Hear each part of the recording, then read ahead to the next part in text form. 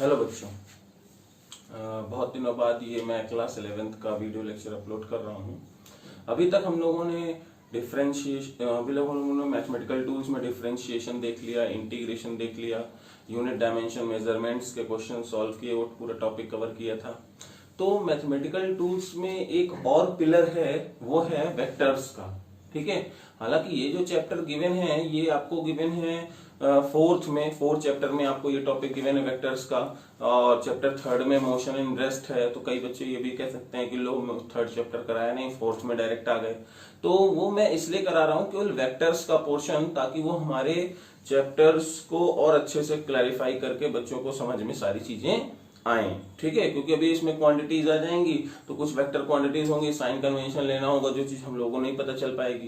तो इसलिए वेक्टर का पढ़ना बहुत ज्यादा जरूरी है। ठीक है, तो वेक्टर्स पढ़ना हम लोग स्टार्ट करते हैं। तो पहले तो इतना जान लो कि हम लोगों ने यूनिट डायमेंशन चैप्टर पढ़ा रखा है, तो उसमें हम लोगों ने पढ़ा है फिजिकल क्वांटिटीज। तो जो भी हमारे पास फिजिकल क्वांटिटीज हैं, फिजिकल क्वांटिटीज, वो दो ही क्लासिफिकेशन में है। या तो वो स्केलर क्वांटिटी होंगी, स्केलर क्वांटिटी, और या फिर वो क्या होंगी, वेक्टर क्वांटिटीज होंगी, है ना। तो स्केलर है तो क्या कंसीडर करेगा, ओनली मैग्नीट्यूड, ओनली मैग्नीट्यूड। और अगर वेक्टर क्वांटिटी है तो magnitude as well as direction, magnitude as well as direction. ठीक है, अगर स्केलर क्वांटिटीज हैं तो अलजेब्रिक समेशन को फॉलो करेंगे, अलजेब्रिक सम को फॉलो करेंगे। और अगर ये वेक्टर क्वांटिटीज हैं तो वेक्टर एडिशन को फॉलो करेंगे, वेक्टर एडिशन। ठीक है, एग्जांपल्स कौन से, जैसे एग्जांपल हो गया मास, डिस्टेंस, और आपका टाइम एक्सेट्रा। बहुत सारी चीजें हैं जो स्केलर है। और ऐसी क्वांटिटीज जो डायरेक्शन पे डिपेंड करती हैं वो है डिस्प्लेसमेंट, फोर्स, वेलोसिटी एक्सेट्रा। ठीक है, तो ये सारी चीजें हैं जो आपकी वेक्टर क्वांटिटीज में आती हैं। अब हम लोग आगे बढ़ते हैं कि आखिर वेक्टर्स का इंपॉर्टेंस क्या है, क्या रोल है, इस चीज को हम लोग जरा सा कंसीडर करते हैं कि आखिर वेक्टर्स हम लोग पढ़ क्यों रहे हैं सर, ये तो बताइए जरा सा। तो एग्जांपल जैसे देखते हैं बेटा, इसके वेक्टर्स का यूज क्यों हम लोगों ने किया। जैसे यहाँ पे है, आप ये कानपुर में थे, ठीक है, ये आप कानपुर में, ये आप फतेहपुर में हैं, और ये है आगरा। तो अगर आप यहाँ पे खड़े हुए हैं और आपसे कोई पर्सन पूछे कि सर मुझे जरा ये बताइए कि मुझे कानपुर जाना है, क्या करना पड़ेगा, तो आप कहोगे 80 किलोमीटर ईस्ट डायरेक्शन में चले जाइए, तो आपको कानपुर मिल जाएगा। लेकिन अगर आप कहीं आगरा में खड़े होते और आपसे कोई पूछता कि मुझे कानपुर जाना है तो कैसे जाना पड़ेगा, तो वो क्या बोलेगा कि आप 300 किलोमीटर जो है वेस्ट डायरेक्शन में जाइए। ठीक है, सॉरी उल्टा बोल दिया, मतलब चलो कोई बात नहीं, ये एग्जांपल है। मतलब कि यहां पे मैं क्या कहना चाह रहा हूं, इस तरीके से फर्क आया। ये फर्क क्यों आया, ये फर्क आया क्योंकि एक रेफरेंस पॉइंट नहीं मिला। जब यहाँ पे फतेहपुर को रेफरेंस पॉइंट माना तो हमें किधर जाना पड़ेगा, 80 किलोमीटर वेस्ट, और अगर आगरा को रेफरेंस माना कितना आना होगा, 300 किलोमीटर ईस्ट। ठीक है, तो हमें क्या जरूरी है, रेफरेंस पॉइंट। तो इसीलिए हम लोग यहाँ पे क्या करते हैं, एक रेफरेंस पॉइंट को कंसीडर करते हैं। और जब रेफरेंस पॉइंट को कंसीडर करते हैं तो किसी भी पॉइंट की लोकेशन को हम लोग बता सकते हैं। एग्जाम्पल जैसे मान लो ये पॉइंट ए है, ये कहां है अभी हमें नहीं पता, लेकिन अगर मैंने क्या किया, एक कोऑर्डिनेट सिस्टम तैयार किया, ये है एक्स एक्सिस, ये है वाई एक्सिस और ये है जेड एक्सिस। ठीक है, तो ये जो ओरिजिन होता है इसको हम लोग रेफरेंस पॉइंट लेते हैं जो कि 0,0,0 पे हो रहा है। ठीक है, अब ए पॉइंट को अगर डिफाइन करना है तो कैसे किया जाएगा, ध्यान सुनना। तो एक्स एक्सिस में मान लीजिए यहाँ पे कुछ डिस्टेंस उसको चलना पड़ा x1, कितना चलना पड़ा, x1 चलना पड़ा। जब x1 चलना पड़ा तो इसका एक कोऑर्डिनेट हो जाएगा x1। हाइट तक जाने के लिए उसको चलना पड़ रहा है y1। ठीक है, तो y1 चलना पड़ रहा है, तो इस वजह से यहाँ पे इसका एक कोऑर्डिनेट हो गया y1। और ये अगर स्पेस में है कोई पॉइंट तो उसको डिस्टेंस ये भी चलनी पड़ रही है z1, तो यहाँ पे आ गया इसका कोऑर्डिनेट z1। तो ए पॉइंट तक अगर किसी को पहुंचना है, देखो इस चीज को कैसे आप जूम करेंगे, अपनी दिमाग में सोचिएगा कि जिस कमरे पे आप बैठे हुए हैं उस कमरे के जो एक कॉर्नर है उसको आप लोग क्या करेंगे, ओरिजिन मान लेंगे। 3 एक्सिस आपके सामने होंगी, एक्स एक्सिस, वाई एक्सिस और जेड एक्सिस। ठीक है, अब मान लीजिए आप जहां पे बैठे हुए हैं वहां पे आप कोई पेन को रखिए, पेन। ठीक है, तो उस पेन तक ओरिजिन से आने वाला है तो कोई आदमी कैसे आ सकता है, तो कहोगे सर उसको x डिस्टेंस मतलब x1 डिस्टेंस चलना पड़ेगा, फिर हाइट को कवर करना पड़ेगा और फिर ये वाली डिस्टेंस कवर करनी पड़ेगी, तब जाकर के वो आपके पॉइंट्स के पास पहुंचेगा। तो इस तरीके से ये कोऑर्डिनेट्स आते हैं, ये कोऑर्डिनेट्स यहाँ पे लोकेशन को बताएंगे। ठीक है, एग्जैक्ट पोजीशन क्या होगी, ये किसके रिस्पेक्ट में बात हो रही है, ओरिजिन के रिस्पेक्ट में बात हो रही है। सिमिलरली कोई और पॉइंट हो सकता है, सिमिलरली ये पॉइंट हो सकता है, और ये पॉइंट अगर हुआ तो x2, y2, z2 हो जाएगा। तो आई होप आपको चीजें समझ में आई होंगी कि किस लिए हम लोग वेक्टर्स का यूज कर रहे थे। ठीक है, तो वेक्टर्स आखिर हैं क्या, वेक्टर्स सीधे सीधे those physical quantities which requires magnitude as well as direction, it follows vector summation as well as. ठीक है, तो वेक्टर समेशन फॉलो करते हैं। तो अब इस तरह से आपको लोकेशन समझ में आया होगी, क्या रेफरेंस पॉइंट लेना चाहिए, ये भी चीज आपको समझ में आ गया। ठीक है, अब हम लोग बात करते हैं कि आखिर वेक्टर्स को रिप्रेजेंट कैसे करते हैं। तो वेक्टर को रिप्रेजेंट करने के लिए हम लोग ये एरो यूज करते हैं, इसको हम लोग बोलते हैं टेल, ये किसी वेक्टर का टेल है, इसको टिप बोलते हैं या फिर इसको हेड भी बोल सकते हैं। ठीक, और जितना ज्यादा मैग्नीट्यूड होगा उतनी ज्यादा इसकी लेंथ होगी। लेंथ किस चीज को डिनोट कर रहा होगा, मैग्नीट्यूड को रिप्रेजेंट कर रहा होगा। ठीक है, तो इस चीज को आपको ध्यान देना है। आगे बढ़ते हैं हम लोग, types of vectors, types of vector.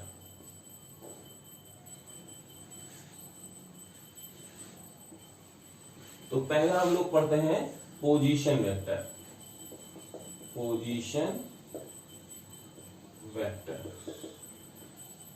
ठीक, तो पोजीशन वेक्टर क्या होता है, जैसे भी मैंने आपको बताया बेटा कि हम लोग एक कोऑर्डिनेट सिस्टम लेंगे।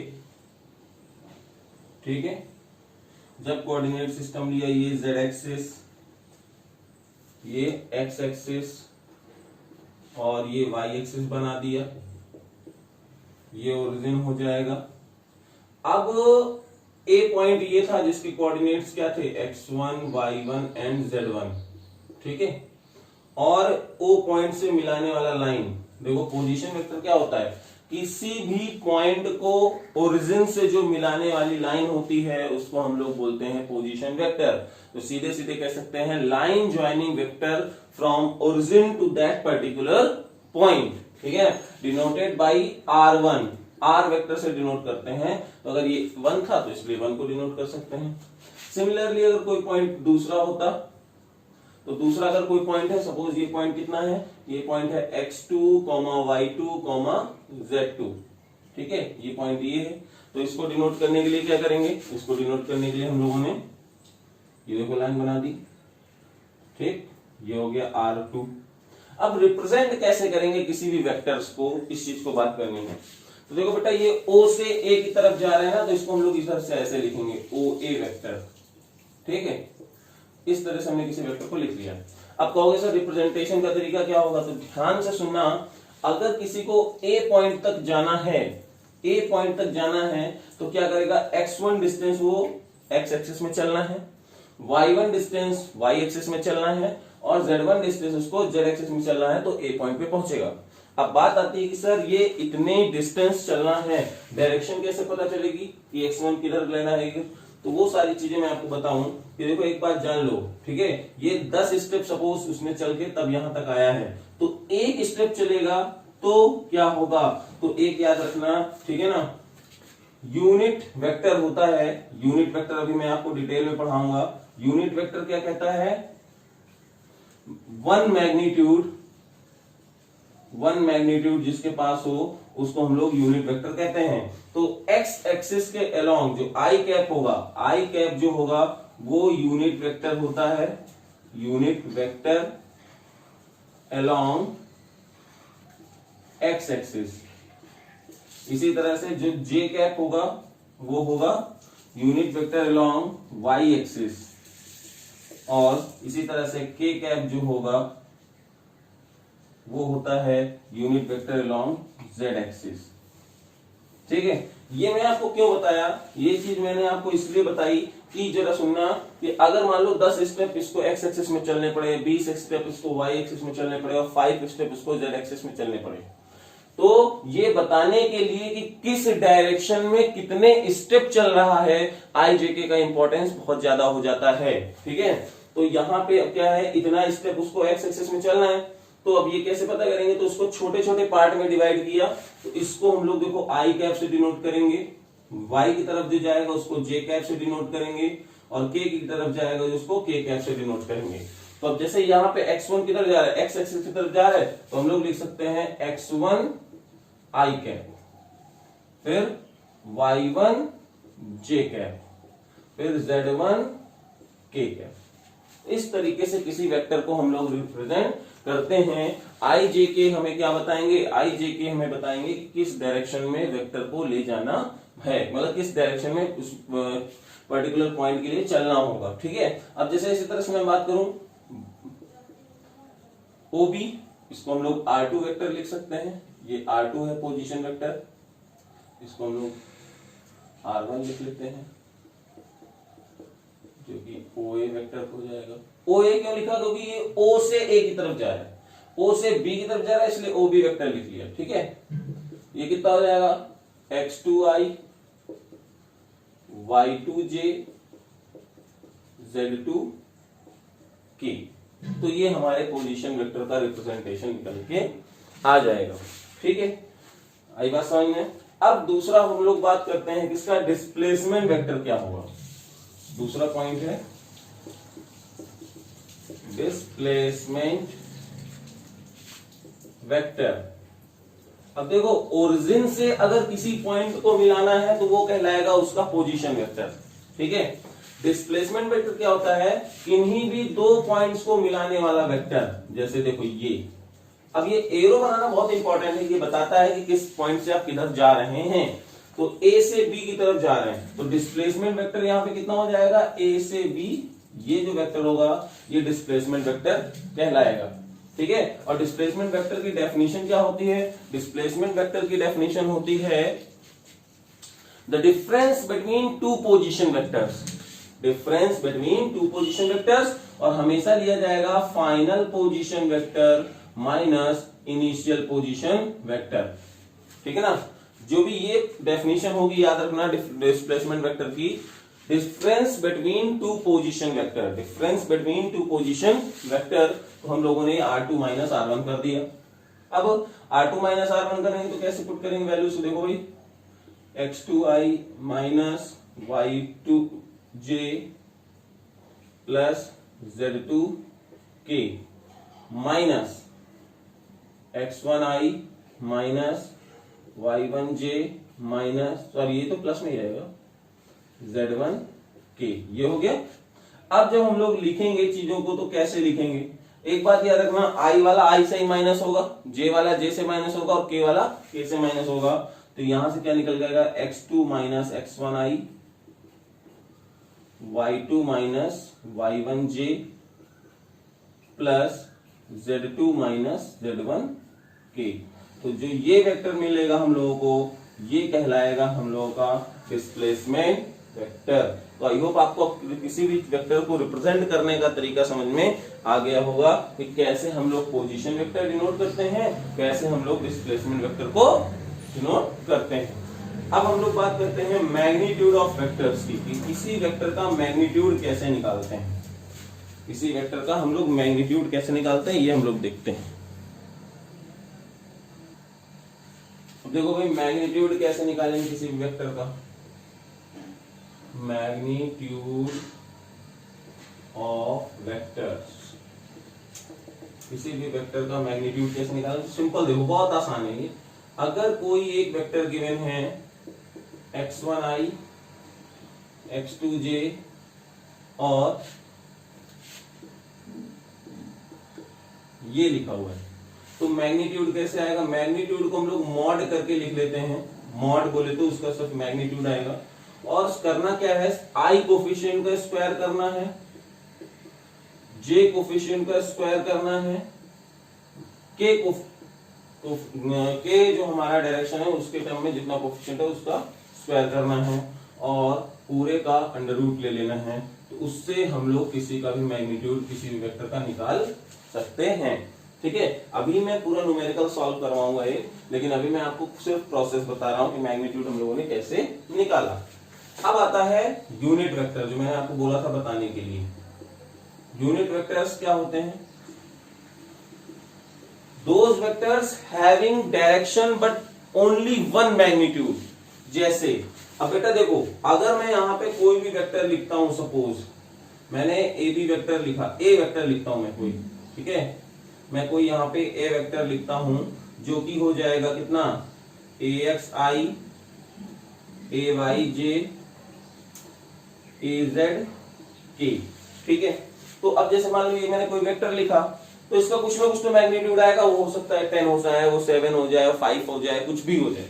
ठीक है, अब मैं चाहता हूं कि अच्छा कोई भी वेक्टर आएगा तो कुछ ऐसा आया, सपोज इसका मैग्नीट्यूड कितना हो गया, 10 यूनिट हो गया, और डायरेक्शन इस वेक्टर की इधर जा रही थी। बोलो एनी डाउट इसमें आगे समझ में कि नहीं आया? तो वही चीज हो गई। मैग्नीट्यूड सपोज हम लोगों ने यहाँ कुछ वैल्यू थी, न्यूमेरिक वैल्यू, इस तरह से सॉल्व किया तो उसका 10 यूनिट मैग्नीट्यूड आ गया। अब बात ये करना है, सर हमें यहाँ पे 10 यूनिट नहीं चाहिए, हमें एक ऐसा वेक्टर चाहिए जिसका डायरेक्शन तो सेम हो, डायरेक्शन क्या हो, सेम हो, बट यूनिट कितना हो, 1 यूनिट हो। तो ये वेक्टर जो आएगा ये यूनिट वेक्टर कहलाएगा, और इस यूनिट वेक्टर के ऊपर हम लोग क्या लगा देते हैं, कैप लगा देते हैं।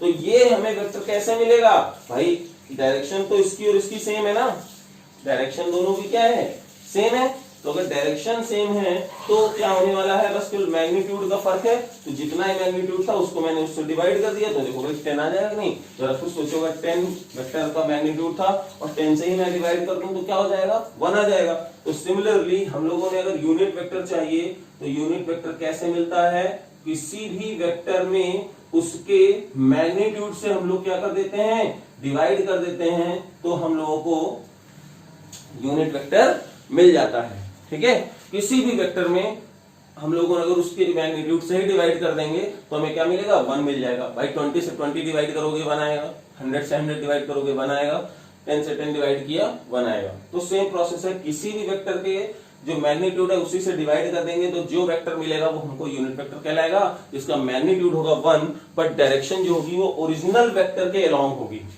ठीक है, अब बात करते हैं जो एक्स एक्सिस, वाई एक्सिस और जेड एक्सिस के अलोंग। तो मैंने पहले ही आपको बोल रखा है कि आई कैप क्या होता है, कोई बंदा एक्स की तरफ 1 स्टेप चल जाए, 1 यूनिट मैग्नीट्यूड एक्स की तरफ चलेगा तो आई कैप से डिनोट किया जाएगा। इसी तरह से जे जो हमारा कैप है वो क्या होगा, वाई एक्सिस में 1 यूनिट होगा। इसी तरह से जेड एक्सिस में जो 1 स्टेप होगा वो के कैप होगा। तो यूनिट वेक्टर आपको समझ में आया होगा। अब मैं क्या करता हूं, एक कोई न्यूमेरिकल देता हूं, उसको सॉल्व करते हैं ये भी। ठीक है, ये क्वेश्चन है, तो हम लोग सॉल्व कैसे करेंगे, ध्यान सुनना भाई। एक फिगर बना लेते हैं, सोल्यूशन फिगर एक बना लेते हैं हम लोग। भाई ये रहा आपका 3 डायमेंशनल कोई coordinate, x axis, y axis, z axis, ये हो गया ओरिजिन। मान लेते हैं कि आपका पहला पॉइंट ए यहाँ पे था जिसके कोऑर्डिनेट्स थे 1, 3, 2। तो यहां से यहाँ मिलाने वाली जो लाइन होगी ये कहलाएगा आपका R1 पोजीशन वेक्टर। इसी तरह से कोई दूसरा पॉइंट है 4, 1, 5, ये हो जाएगा। ठीक है, अब हम लोग कैसे निकालेंगे भाई? पहला पार्ट R1 जो पोजीशन वेक्टर है OA वेक्टर, ये कैसे आएगा? कितना हमें चलना पड़ेगा एक्स एक्सिस में? 1। तो लिखेंगे 1 इंटू आई कैप प्लस कितना वाई एक्सिस में चलना है 3, तो 3 इंटू जे कैप प्लस ये हो जाएगा 2k। तो आप इसको सिंपली लिख सकते हो i plus 3j plus 2k। तो ये हमारा OA वेक्टर निकल के आ जाएगा, position vector of point A। ठीक, इसी तरह से हमें OB चाहिए, जो R2 वेक्टर होगा वो कैसे होगा? वो निकल के आएगा 4 स्टेप उसको एक्स एक्सिस में 4i j प्लस 5k। तो इस तरह से हम लोगों को दूसरे पॉइंट का पोजीशन वेक्टर मिल जाएगा। ठीक, तो दोनों पॉइंट्स के पोजीशन वेक्टर मिल जाए, पहला पार्ट सॉल्व कर लिया। ठीक है, अब दूसरे पे आते हैं। दूसरे पे क्या चाहिए हमको? डिस्प्लेसमेंट वेक्टर चाहिए। तो AB चाहिए ना, तो AB वेक्टर क्या होगा? OB माइनस OA होगा। ठीक, अगर मुझे यहाँ पे BA वेक्टर चाहिए होता तो BA वेक्टर कैसे मिलता? OA माइनस OB से मिलता। BA का मतलब समझ रहे हो? जैसे देखो A से B जाना है तो ये ऐसे गए, और अगर B से A आ जाएंगे ना तो वो कौन सा वेक्टर हो जाएगा? वो BA वेक्टर हो जाएगा, और उसमें फाइनल पॉइंट A होगा, इनिशियल पॉइंट B होगा। ठीक है, तो याद रखना कि हम लोगों को हमेशा जब डिफरेंस लेना है तो final minus initial position vector करना है। A से जब B में जाओगे तो फाइनल पोजीशन वेक्टर ये हो जाएगा R2 और इनिशियल हो जाएगा R1। तो यहां से हम लोग लिखेंगे R2 माइनस R1। तो R2 की वैल्यू कितनी थी? 4i j 5k minus i 3j 2k। ठीक है, सिंप्लीफाई करूंगा तो कितना आ जाएगा? AB वेक्टर जो आएगा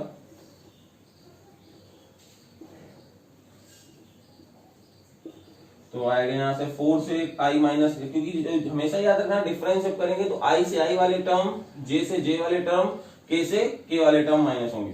तो 4 से देखो जब भी आएगा तो यहाँ आ जाएगा 3i, 1 से यहाँ माइनस गया तो माइनस 2j, और 5 माइनस 2 प्लस 3k। तो इस तरीके से देखो हम लोगों को ये डिस्प्लेसमेंट वेक्टर मिल जाएगा। ठीक, अब बात करते हैं सर हमें इसका मैग्नीट्यूड चाहिए। हमें इसका क्या चाहिए? मैग्नीट्यूड चाहिए।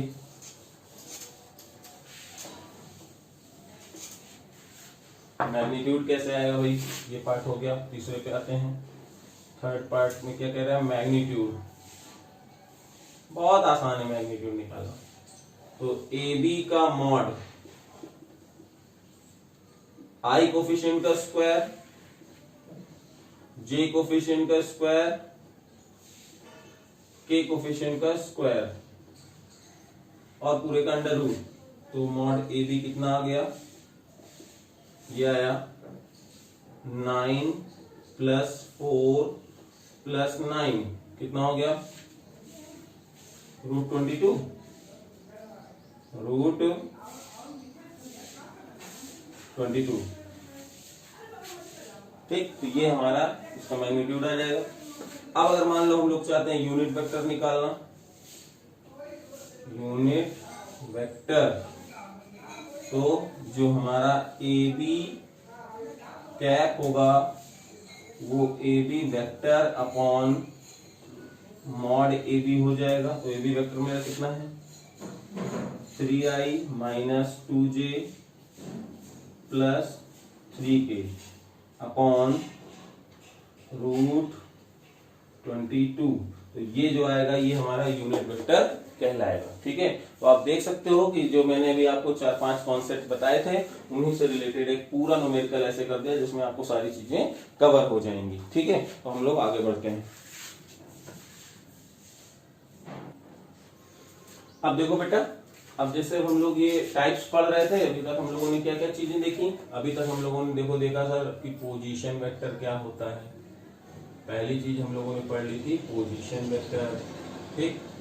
फिर दूसरा हम लोगों ने देख लिया डिस्प्लेसमेंट वेक्टर, डिस्प्लेसमेंट वेक्टर। फिर हम लोगों ने मैग्नीट्यूड कैसे निकालते हैं ये देखा था, मैग्नीट्यूड ऑफ वेक्टर्स, ये हम लोगों ने पढ़ लिया। फिर उसके बाद हम लोगों ने यूनिट वेक्टर पढ़ा, यूनिट वेक्टर क्या होता है ये चीज हम लोगों ने देख लिया, ठीक है। अब हम लोग बात करते हैं इक्वल वेक्टर्स की, इक्वल वेक्टर्स। तो ये इक्वल वेक्टर्स क्या होते हैं, ठीक है। ध्यान से सुनना बेटा, अगर जो दो वेक्टर्स जिनका मैग्नीट्यूड भी सेम हो और डायरेक्शन भी सेम हो वो वेक्टर कहलाएंगे इक्वल वेक्टर। तो जरा देखो भाई, ये दोनों का मैग्नीट्यूड कैसा है, सेम है। वेक्टर ए का मैग्नीट्यूड सेम है वेक्टर बी से, तो हम लोग लिख सकते हैं मैग्नीट्यूड सेम है और डायरेक्शन भी सेम है, तो we can write vector A is equal to vector B. तो ये वेक्टर क्या कहलाएंगे, इक्वल वेक्टर्स कहलाएंगे, having same magnitude and same direction, ठीक। फिर आता है 6 पैरेलल वेक्टर्स, पैरेलल वेक्टर्स। तो अब पैरेलल वेक्टर्स की क्या खास बात होती है, having same direction, having same direction but may be different magnitude, may be different magnitude, तो वो कहलाएंगे पैरेलल वेक्टर्स, जिनकी डायरेक्शन तो एग्जैक्ट सेम है, वो एक दूसरे से पैरेलल हैं बट मैग्नीट्यूड डिफर कर सकते हैं। तो हम लोग यहाँ पे एक खास बात सीखने वाले हैं, क्या, equal vectors are parallel vectors, equal vectors are parallel vectors but parallel vectors are not equal vectors, ठीक है ना। इक्वल वेक्टर्स जो है पैरेलल हैं but parallel vectors are not equal vectors, याद रखना, बहुत इंपॉर्टेंट पॉइंट, ठीक है। फिर अब हम लोग बात करते हैं पॉइंट नंबर 7 पे। फिर आता है हमारा नेगेटिव वेक्टर।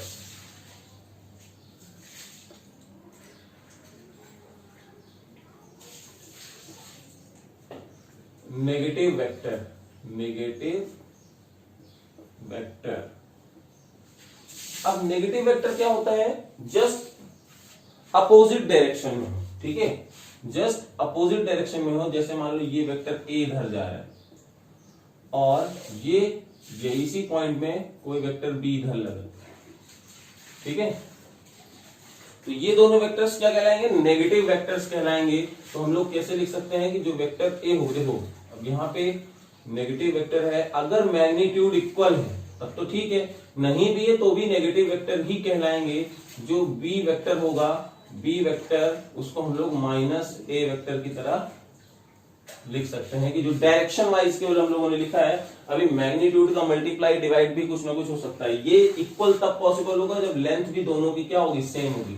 जो ये चीज हम लोगों ने लिखी है, याद रखना, ये चीज लिखा हुआ है हम लोग, ये नेगेटिव वेक्टर तो है, ए और बी नेगेटिव वेक्टर हैं, लेकिन ये जब लिखेंगे तो तभी ये पॉसिबल होगा इक्वल, क्योंकि अब ये लिखने का मतलब समझते हो क्या है कि मैग्नीट्यूड सेम है और डायरेक्शन जस्ट अपोजिट है, इसी वजह से माइनस साइन आ गया है। तो इस केस के लिए तो पॉसिबल है ये चीज, ठीक है। लेकिन अगर मान लो मैं ऐसा लिख दूं, ये 10 न्यूटन है और ये 5 न्यूटन है, ठीक है। तो अब जरा ये बताओ, इस पॉइंट पे अगर 10 न्यूटन 5 न्यूटन फोर्स लग रहा है, तो क्या इसको मैं ये लिखूंगा क्या, 10 वेक्टर इक्वल टू -5 वेक्टर, ये हम लोग नहीं लिख सकते। तो इस चीज को ध्यान रखना कि अगर हम लोगों ने ये चीज लिखी हुई है, vector B is equal to minus vector A, it means magnitude are same but direction is just opposite, तो it is called negative vectors, ठीक है। तो ये नेगेटिव वेक्टर्स होंगे। अब कहोगे anti parallel vectors, anti parallel vectors जो ये वाले थे वो एंटी पैरेलल वेक्टर्स थे। Anti parallel vectors, anti parallel vectors, ये होता है एंटी पैरेलल वेक्टर में मैग्नीट्यूड डिफरेंट हो सकता है और डायरेक्शन जस्ट अपोजिट होगी। ये दोनों वेक्टर्स जो है वो एंटी पैरेलल है, ठीक है। नेगेटिव वेक्टर अगर कहीं पे भी लिख रहे हैं हम लोग तो वो एक दूसरे के इक्वल मैग्नीट्यूड के होंगे। फिर आता है coplanar, coplanar vector, coplanar vectors. तो बेटा देखो ध्यान से, जितने भी मैंने वेक्टर बनाए हैं, ये देखो, ये सब कहां पे हैं, कौन से प्लेन में है भाई, ये सब जो हैं ये इसी प्लेन में तो है, बोर्ड वाले में। तो ये सारे वेक्टर्स क्या कहलाएंगे, कोप्लेनर। नाम से सेम है कि एक ही प्लेन में हो, जो वेक्टर्स एक ही प्लेन में होंगे वो कोप्लेनर वेक्टर्स कहलाएंगे। इस बोर्ड में जितने भी मैं वेक्टर्स बनाऊंगा वो सारे के सारे वेक्टर्स क्या होंगे, कोप्लेनर ही होंगे। ठीक है, अब बात करते हैं कोलिनियर वेक्टर्स की। थोड़ा सा मैं रब करता जाता हूं चीजों को, इधर से 9 पॉइंट्स हो गए हैं।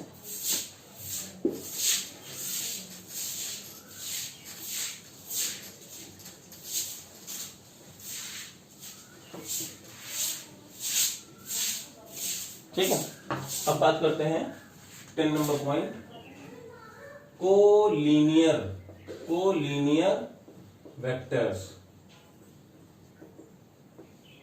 मतलब जो एक ही लाइन पे एग्जिस्ट करें। जैसे मान लो मैंने क्या किया, ये वेक्टर ए बना हुआ था और ये मैंने वेक्टर बी बना दिया। तो जरा देखो, इसी लाइन पे ए है और इसी लाइन पे बी है, या कोई ऐसे डिनोट कर सकता है, ये वेक्टर ए था, ये वेक्टर बी है, तो ये एक ही लाइन पे एग्जिस्ट कर रहा है, तो इसको हम लोग बोलेंगे कोलिनियर वेक्टर। क्या बोलेंगे, कोलिनियर वेक्टर। ठीक है, ये कोलिनियर वेक्टर्स हैं जो एक ही लाइन पे एग्जिस्ट कर रहे हैं। हाँ, ये जो है नेगेटिव डायरेक्शन में भी हो सकता है, कोई बड़ी बात नहीं है। जैसे ये जो बना हुआ है तो ये नेगेटिव वेक्टर है या एंटी पैरेलल, वो बात की बात है, लेकिन इसको हम लोग कोलिनियर भी बोल सकते हैं क्योंकि एक ही लाइन पे ये एग्जिस्ट कर रहे हैं। ठीक है, फिर बात करते हैं concurrent vectors. Concurrent vectors, concurrent vectors क्या होते हैं, मतलब जो एक ही पॉइंट से चलना स्टार्ट करें, ये। ठीक है, तो ये सारे पॉइंट्स देखो भाई, सारे वेक्टर्स क्या हैं, एक ही जगह से स्टार्ट हो रहे हैं, तो ये वेक्टर्स क्या कहलाएंगे, कॉन्करेंट वेक्टर्स कहलाएंगे। ठीक, अब बात करते हैं लास्ट टाइप की, जो है axial vector. Axial vectors, axial vectors क्या होता है, तो बेटा देखो, अभी तो आप जब देखोगे वेक्टर्स आगे पढ़ेंगे तो हम लोग क्या बोलेंगे, नॉर्थ डायरेक्शन में जा रहा है, साउथ में जा रहा है, ईस्ट में जा रहा है, वेस्ट में जा रहा है, ऐसे हम लोग IJK के कैप में डिनोट कर रहे हैं सारी चीजों को। तो इनकी डायरेक्शन जो होगी वो बताया ना कि जा रहा किधर, ईस्ट में, साउथ में, नॉर्थ में, वेस्ट में। बट कुछ ऐसे वेक्टर्स होंगे जिनकी डायरेक्शन जो होगी वो अपवर्ड या डाउनवर्ड होगी। ठीक है ना, जैसे कि है टॉर्क, जैसे कि होता है टॉर्क, अभी आप आगे पढ़ेंगे। और है टॉर्क के बाद है एंगुलर मोमेंटम, ये आगे आने वाली क्वांटिटीज है, एंगुलर मोमेंटम। ठीक, तो अब इसको डिनोट कैसे करेंगे, इस चीज को थोड़ा सा मैं आपको बता दूं। एक्सियल वेक्टर कुछ ऐसा है बेटा कि जैसे मान लो कोई एक वेक्टर ये ए था, ये वेक्टर प्लेन में ही आया बी, आप ए से घुमा करके बी की तरफ आए, ए से घुमा करके बी की तरफ आओगे तो हमें यहाँ पे राइट हैंड स्क्रू रूल लगाना पड़ेगा। मैं आपको एक रूल बता रहा हूँ, राइट हैंड रूल बता रहा हूँ, राइट हैंड थंब रूल कह सकते हो इसको, कि यहाँ पे जब कभी भी रोटेशन होता है एक वेक्टर का दूसरी की तरफ, एक्सियल वेक्टर को थोड़ा ध्यान से समझना इंपॉर्टेंट है, जब कभी भी एक वेक्टर का रोटेशन होता है दूसरे वेक्टर की तरफ तो वहां पे एक जो क्वांटिटी आती है वो ऑलरेडी वेक्टर क्वांटिटी होगी। जैसे देखो मैं ए से बी की तरफ जा रहा हूं, तो राइट हैंड रूल क्या कहता है, पहले ध्यान सुनना कि हमें अपने राइट हैंड को कुछ इस तरीके से अरेंज करना है कि पहले जो हमारा ये पॉइंट है, ये जो पॉइंट है ये पहले वेक्टर की तरफ हो और दूसरे की तरफ जब मूव करेगा तो केवल अपनी ये जो फेस है ना अपने हाथ का, ठीक है, पाम की डायरेक्शन, वो उसी डायरेक्शन में मूव करेंगे। तो देखो ए से जब बी जा रहा है तो मेरी जो थंब की डायरेक्शन होगी that will give the direction of axial vector, that will give the direction of axial vector, वो एक्सियल वेक्टर की डायरेक्शन देगा। मतलब ए क्रॉस बी, अभी हम लोग देखेंगे ए क्रॉस बी क्या होता है बाद में डिटेल में। ए क्रॉस बी की जो डायरेक्शन होगी वो किधर होगी, अपवर्ड। और मतलब in this case A cross की डायरेक्शन किधर होगी, अपवर्ड होगी। मतलब अगर ये एक्स एक्सिस है, ये वाई एक्सिस है, इसको अगर मैं यहाँ पे एक्स एक्सिस लिख दूं, ये वाई एक्सिस लिख दूं, तो किधर आएगा, जेड एक्सिस में आएगा, तो हम लोग लिख सकते हैं जेड एक्सिस। ठीक है। अगर इसी जगह पे कोई कहता कहीं बी से ए की तरफ जाना है, तो बी देखो इधर है, क्योंकि हमेशा जो रोटेशन होगा वो पाम की डायरेक्शन से ही होगा। तो पहले जहां से जाना है जिधर की तरफ, जहां से जाना है उसको रखा, जिधर गया उधर गया। देखो थंब की डायरेक्शन मेरी किधर है, अंदर है, तो बी क्रॉस ए की जो डायरेक्शन आ जाएगी वो किधर हो जाएगी, डाउनवर्ड, या इनवर्ड्स कह सकते हैं, और इसको आउटवर्ड बोल दें, ज्यादा बेटर लगेगा। ठीक है, इनवर्ड बोले तो माइनस जेड एक्सिस। ठीक है, तो ये जो वेक्टर्स होंगे ये एक्सियल वेक्टर कहलाएंगे। जरा कुछ सोचो, अब एग्जांपल देता हूं डेली लाइफ का।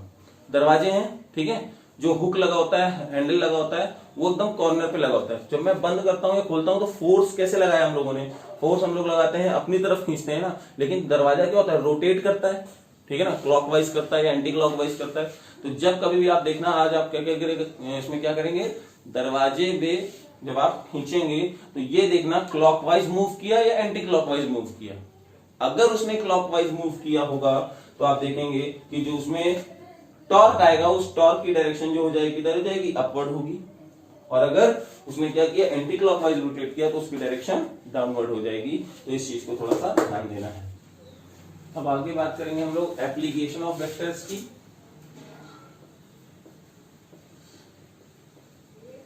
एप्लीकेशंस ऑफ वेक्टर्स,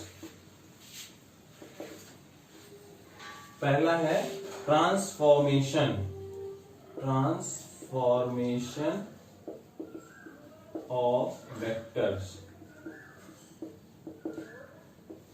देखो भाई, ट्रांसफॉर्मेशन ऑफ वेक्टर्स क्या कहलाता है, अगर कोई एक वेक्टर है, अगर कोई वेक्टर है, ओ ए वेक्टर है 2,2 पे, ठीक है, तो जब ये ओ ए वेक्टर है, हम लोग लिख सकते हैं ओ ए वेक्टर को कैसे लिखेंगे, जो ओ ए वेक्टर है वो हो जाएगा, देखो अब यहां से देखेंगे ये 2 है तो किधर जा रहा है, 2 एक्स एक्सिस में जा रहा है, तो 2i प्लस 2j, जे एक्सिस वाई एक्सिस में भी जा रहा है तो 2j, ओ ए वेक्टर ये हो गया। तो किसी भी वेक्टर को without changing its magnitude and direction हम लोग रिप्लेस कर सकते हैं, मतलब कि ट्रांसफॉर्म कर सकते हैं। कैसे, इस वेक्टर को उठा करके मैं यहां पे ला सकता हूं, ठीक है ना, without changing its magnitude and direction.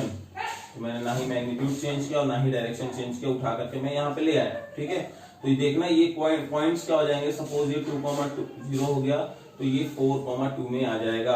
अब मुझे चेक करना है कि क्या ये B से C चला गया है, तो BC वेक्टर क्या सेम होगा, तो जरा देखते हैं। BC वेक्टर का मतलब क्या हुआ, final point minus initial point, है ना, ये तो करेंगे।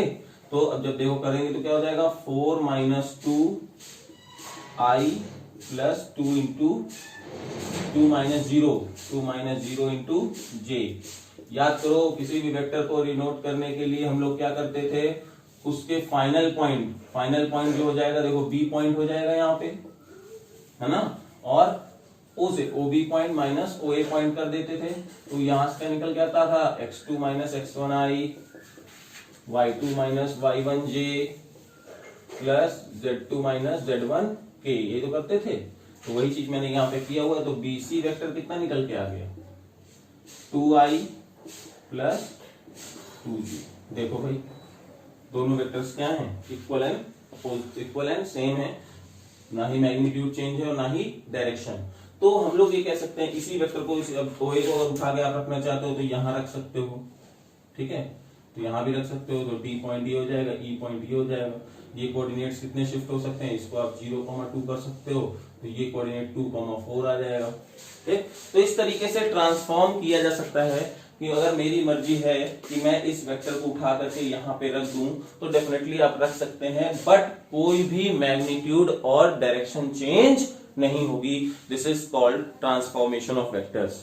ठीक है, आगे हम लोग बात करते हैं एप्लीकेशन नंबर 2 पे।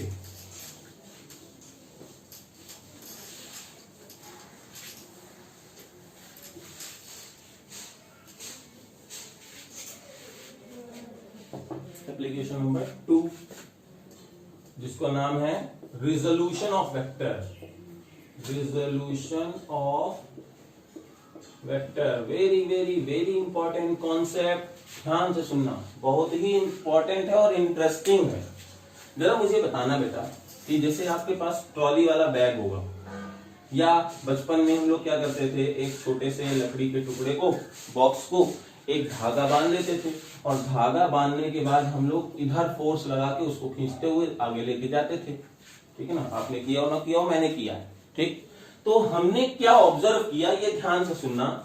मैंने ऑब्जर्व किया कि जो ये ब्लॉक था ये ऐसे हो जाता है हल्का सा, और आगे मूव होता रहता है और हल्का सा उठा रहता है ये चीज। ठीक है, आप ये चीज ऑब्जर्व करना। तो अब न्यूटन सेकेंड लॉ को हम लोग याद करते हैं। क्या कहता है Newton second law? Newton second law कहता है कि कोई भी ऑब्जेक्ट जिधर मूव कर रहा है उसी की तरफ उस पर फोर्स लगाना होना चाहिए, या जिधर फोर्स लगता है उसी तरफ हमारी ऑब्जेक्ट को मूव होना चाहिए। तो देखो, मूव तो इधर हो रहा था और फोर्स हम इधर लगा रहे थे, तो हमने किस एंगल पे फोर्स लगाया था? मान लेते हैं हम लोगों ने थीटा एंगल पे फोर्स लगाया था। और देखो, ये ऊपर भी उठ रहा था, जबकि हम लोगों ने उठाने की कोई ऐसी बात की ही नहीं थी। हम तो डायरेक्ट केवल एक फोर्स लगा रहे थे, और जबकि ये क्या हो रहा था, इधर मूव कर रहा था और इधर आगे ऊपर उठ रहा था। तो हमने सोचा कि कुछ ना कुछ जरूर ऐसा है कि कोई ना कोई ऐसा फोर्स है जिसको ऊपर ले जाने की कोशिश कर रहा है, और कोई ना कोई ऐसा फोर्स कंपोनेंट है जो इसको मूव करा रहा है। तो यहाँ पे हम लोग जो भी फोर्स लगा रहे थे, 10 न्यूटन, 5 न्यूटन, उसको मैं क्या करने वाला हूं, उसके कंपोनेंट्स रिजॉल्व करूंगा कि इस 10 न्यूटन का कितना इफेक्ट जो है उसको मूव कराने के लिए लेकर जा रहा है। तो ये एक्स एक्सिस में लगने वाला है, तो इस कंपोनेंट को हम लोग एफएक्स लिखते हैं। इसको हम लोग हॉरिजॉन्टल कंपोनेंट बोलेंगे। क्या बोलेंगे? Horizontal component. ठीक है, और जो कुछ ऐसे फोर्स कंपोनेंट होगा, इस 10 का कुछ ऐसा वैल्यू होगा जो इसको ऊपर ले जाने की बात कर रहे होंगे, तो इसको हम लोग बोलेंगे वर्टिकल कंपोनेंट। क्या बोलेंगे? Vertical component. ठीक है, तो अगर ऐसी बात है तो अब कितना हॉरिजॉन्टल कंपोनेंट की वैल्यू होगी, कितना वर्टिकल कंपोनेंट की वैल्यू होगी, ये कैसे निकालेंगे? तो ध्यान से सुनना भाई, हमने क्या किया, हमने अब इसको अगर मैं आपको डिटेल में बताऊं तो कुछ इस तरीके से फिगर बन जाएगा। ये भाई देखिए, ये F बन गया, ये F वेक्टर बन गया। ठीक है, मैग्नीट्यूड, ये Fx हो गया, ये एंगल है थीटा। ठीक है, तो आप क्या चाहोगे, cos थीटा जब लेने जाओगे तो क्या होगा, बेस अपॉन हाइपोटेनस, यानी Fx की वैल्यू क्या आ जाएगी, F cos थीटा। बुलवाएगा कि नहीं आएगा? हॉरिजॉन्टल कंपोनेंट कितना आ जाएगा, हॉरिजॉन्टल कंपोनेंट। ठीक, अब अगर आप वर्टिकल की बात करते हो तो देखो, जो ये Fy वेक्टर होगा, क्या मैं इसको उठा करके यहां रख सकता हूं? तो ये Fy होगा कि नहीं होगा? तो इसी तरह से अगर मैं sine theta is equal to कर दूं तो परपेंडिकुलर अपॉन हाइपोटेनस हो जाएगा। तो जो Fy की वैल्यू होगी, क्या वो F साइन थीटा हो जाएगा कि नहीं हो जाएगा? तो ये कौन सा कंपोनेंट आ गया, ये वर्टिकल कंपोनेंट आ गया। कौन सा आ गया? वर्टिकल कंपोनेंट आ गया। ठीक, तो अब इसी तरह से अगर मैं बात करूं कि हम लोगों ने Fx और Fy की वैल्यू निकाली, इसकी वैल्यू आती है F cos थीटा और यहां पे आ गया F sin थीटा। क्लियर है? फिर से मैं एक बार आपको समझा देता हूं। जब आप किसी भी ऑब्जेक्ट में कोई ऐसा फोर्स लगाते हो किसी भी रैंडम डायरेक्शन में, तो वो एक वेक्टर होगा कि नहीं होगा, क्योंकि मैग्नीट्यूड भी और डायरेक्शन भी है। तो हम लोग कह सकते हैं किसी भी वेक्टर का जो कंपोनेंट्स होंगे अलोंग एक्स एक्सिस और वाई एक्सिस, वो वैल्यू हम निकाल सकते हैं। वो कैसे निकालेंगे, उसके लिए मैंने बात किया कि देखो भाई, जितना एंगल थीटा बना हुआ है तो हम लोगों ने यहाँ पे ये ट्रायंगल बन जाएगा। ट्रायंगल बन जाएगा तो cos theta equal to base upon hypotenuse हो जाएगा, और sin theta is equal to perpendicular upon hypotenuse हो जाएगा। तो fx की वैल्यू हम लोगों ने क्या देख लिया, f cos थीटा आ रही है, और fy की वैल्यू f sin थीटा आ रही है। अब मैं आपको एक बहुत आसान तरीका बताता हूं fx और fy निकालने का। ये सब करने की कोई जरूरत नहीं पड़ेगी, क्योंकि क्वेश्चन में करने के लिए इतना टाइम हम लोगों के पास नहीं रहता है।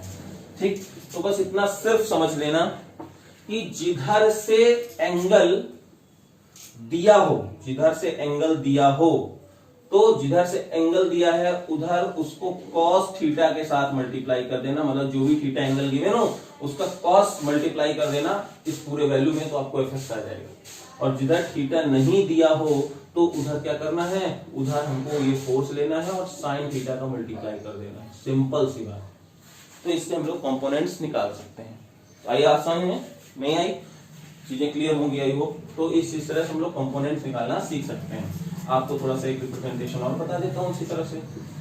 जैसे मान लो कोई ये वेक्टर ए है, इसने यहां से एंगल थीटा बनाया, तो ax कितना आया। अब देखो जैसे अब मान लो a यहां तक इसको किसी को पहुंचना था, ठीक है, तो यहां तक जब पहुंचना था तो क्या होगा, a cos थीटा उसको किधर कितना चलना पड़ रहा है, x एक्सिस में चलना पड़ रहा है, और a sin थीटा उसको किधर चलना पड़ेगा, a sin थीटा उसको चलना पड़ रहा है y एक्सिस में चलना पड़ रहा है। तो क्या मैं वेक्टर a को लिख सकता हूं a cos theta i cap plus a sin theta j cap, बोलो।